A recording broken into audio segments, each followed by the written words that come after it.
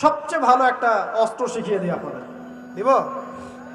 যদি দেখেন দোয়া আপনার কবুল হচ্ছে না দীর্ঘদিন ধরে, আল্লাহ পাকের কাছে অজু অবস্থায় 2 রাকাত নামাজ পড়ে কিছু ভালো কাজ করে, মানে ধরেন একটু কোরআন তেলাওয়াত, একটু দান সাদাকা, বা একটু আত্মীয়দেরকে দান সাদাকা, বা একটু এতিমের মাথায় হাত বোলানো, বা দিনের রাস্তায় কিছু খরচ করা, কোনো একটা ভালো কাজ করে হাত তুলে আল্লাহকে বলবেন, আল্লাহ তোমার সন্তুষ্টির জন্য আমি এই ভালো কাজটুকু করলাম।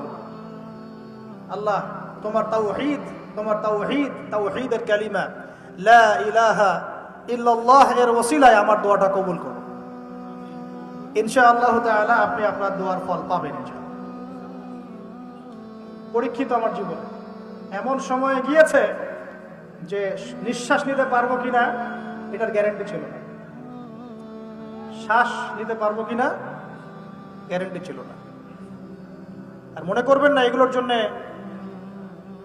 অদৃশ্য কোনো শক্তি দায়ী, এগুলোর জন্য আপনার আমার মতো দাড়ি টুপিওয়ালা কিছু মানুষই দায়ী। কথা বুঝতে পারছেন? বাস, আর কিছু বললাম না। অতএব দাড়ি টুপি পাগড়ি জুব্বা ঘোমটা দেখলে লাফানো শুরু করবেন না কখনো। বহু মুনাফিক সমাজে ঘুরে বেড়ায় এইসব লেবাসে, এদের কাজই হলো নিজের ভাইয়ের গোশত খাওয়া। কি করা বলেন তো? বুঝবেন আপনিও দাওয়াতি কাজে মাঠে নামেন, ইসলামের জন্য কিছু করতে মাঠে নামেন, নিজেই বুঝতে পারবেন, কিছু বলে দেওয়া লাগবে না। তবে এতটুকু সুসংবাদ তাদেরকে দিয়ে রাখি, যারা নিজের ভাইয়ের গোশত খায়, তোমাদের এই মুনাফিকের চরিত্র অতি শীঘ্রই অচিরেই পুরো বাংলার সামনে নগ্ন হয়ে যাবে ইনশাআল্লাহ। বাংলার মানুষ আর এখন বোকা না, তারা সব বোঝে, তারা জানে, তারা উপলব্ধি করতে পারে। তাদেরকে এভাবে ব্রেন ওয়াশ করা যায় না, এখন তাদেরকে এভাবে ডিমোটিভেটেড করা যায় না। তারা যুবকরা এখন পড়াশোনা করছে মাশাআল্লাহ, তারা উলামায়ে কেরামের সোহবতে যাচ্ছে, তারা হক বাতিল চিনতে পারছে মাশাআল্লাহ। আস্তে আস্তে তারা এমন একটা জায়গায় যাবে, এই যুবকরাই আগামী দিনে ইনশাআল্লাহ জাতিকে নেতৃত্ব দিবে ইনশাআল্লাহ। তোমাদের যা করার আছে করতে থাকো ইনশাআল্লাহ, যত ষড়যন্ত্র পিছন থেকে করার করতে থাকো, কিছুই করতে পারবে ইনশাআল্লাহ।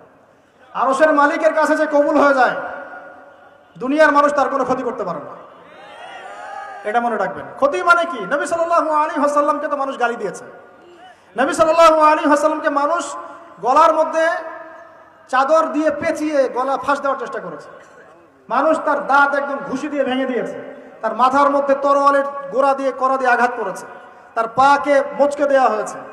এই কাজগুলো তো নবীর সাথেও হয়েছে। তায়েফের মানুষ তাকে মেরেছে, রক্ত ঝরতে ঝরতে, দাড়ি দিয়ে রক্ত পড়তে পড়তে পায়ের জুতা আটকে গিয়েছে।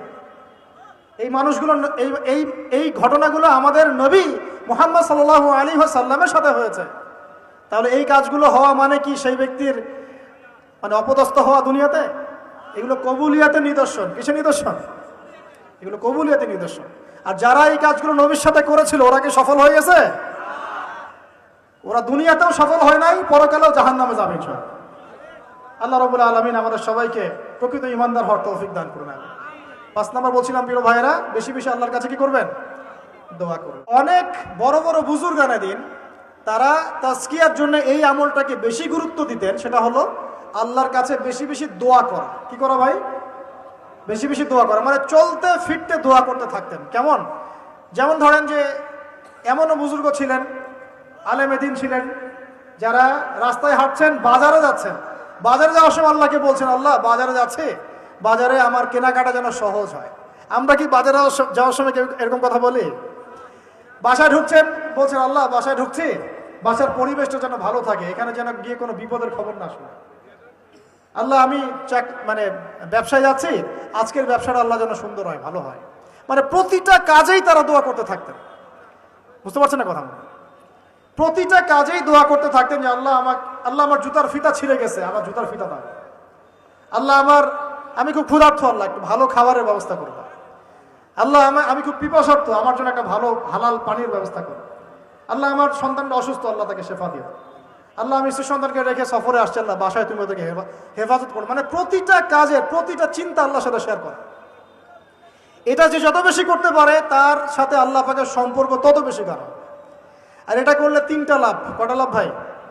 যে দোয়াটা করবেন হয় সাথে সাথেই আল্লাহ পাক আপনাকে দিবেন, না হলে এই দোয়ার ওসিলায় আপনার তাকদীরের কোনো বিপদ আল্লাহ দূর করে দিবেন। মনে করেন আপনি দোয়া করেছেন, আল্লাহ আমাকে কালকে এই ব্যবসার এই কাজটা তুমি সলভ করে দাও। কালকে গিয়ে দেখলেন সেই কাজটা আপনি পান নাই। আপনার কাছে মনে হচ্ছে যে হয়তো আমি দোয়া করলাম, কবুল হয় নাই, কিন্তু হয়তো এই দোয়ার ওসিলায় আপনার আগামী পরশু দিনের একটা বিপদ আপনার তাকদিরে আসতো, ওইটা আসে নাই। কথা কি বুঝতে পারলেন আমার কথা?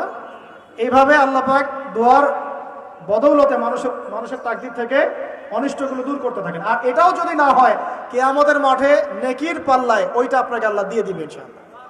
ওই দিন মানুষ বলবে যে কাশ দুনিয়াতে আমার কোনো দোয়াই যদি কবুল না হইতো, আজকে আমি জান্নাতে যেতে পারতাম। ওই দিন আমরা এই কথা বলবো। অতএব বুদ্ধিমান সে ব্যক্তি যে বেশি বেশি আল্লাহর কাছে দোয়া করতে থাকে, প্রতিটা বিষয়ে আল্লাহর কাছে দোয়া করতে থাকেন। আল্লাহ আমার মনটা অস্থির, মনটাকে শান্ত করো। আল্লাহ আমাকে কোরআন শিক্ষার তৌফিক দাও। আল্লাহ আমাকে নামাজ পড়ার তৌফিক দাও। আল্লাহ আমি হারাম সম্পর্ক থেকে বেরিয়ে আসতে চাই, আমাকে হালাল একটা সম্পর্ক করার তৌফিক দাও। দোয়া করা যায় না ভাই? আল্লাহ পর্দা করতে চাই, পর্দার পরিবেশ তৈরি করে দাও। আল্লাহ রিজিকের সমস্যায় ভুগছে, একটা চাকরি ব্যবসার ব্যবস্থা করে দাও। দোয়া করা যায় না ভাই? দোয়া করতে আমাদের কাছে আসেন কেন? হুজুর এটা যে ফু দিয়ে দেন, এখানে ফু দিয়ে দেন, এখানে দোয়া করে দেন, এটা করে দেন, সেটা করে দেন। আমি আপনার আবেগ কতটুকু বুঝতে পারবো? আমার দরকার একটা জব, এই জব ছাড়া আমি চলতেই পারছি না। আপনার ওই চাহিদাটা আমি বুঝতে পারবো না। আপনার চাহিদার ফিলিংসটাকে আমি বুঝতে পারবো? আপনার বাবা চলে গেছেন, বাবা হারানোর ব্যথা আপনি বুঝতে পারছেন, আমি খালি বলতে পারবো মুখ দিয়ে আল্লাহ আপনার বাবাকে মাফ করুন। আমি কি আবেগটা অনুভব করতে পারলাম? অতএব দোয়া সরাসরি আল্লাহর সাথে করার চেষ্টা করেন। আল্লাহ পাক এটাই বলেছেন যে ওয়াইদা সাআলাকা ইবাদি আন্নী ফাইন্নী করিব, যখন আমার বান্দারা আমার সম্পর্কে জিজ্ঞাসা করে হে নবী বলে দিন আমি খুব কাছেই আছি। উজিবু দাওয়াতাদ দাঈ ইযা দাআন, যখন বান্দা আমাকে ডাকে দোয়া করে আমি সরাসরি তার দোয়া কবুল করি, শুনি। একদম ঘাড়ের রগ, এই যে ঘাড়ের রগের চাইতে আল্লাহ আমাদের কাছে আছেন। সুবহানাল্লাহ। বাস আজকে ফিরে আসেন প্রিয় ভাই, আজকেই ফিরে আসেন, আল্লাহর কাছে দোয়া করা শুরু করেন। আল্লাহ পাক তৌফিক দান করুন।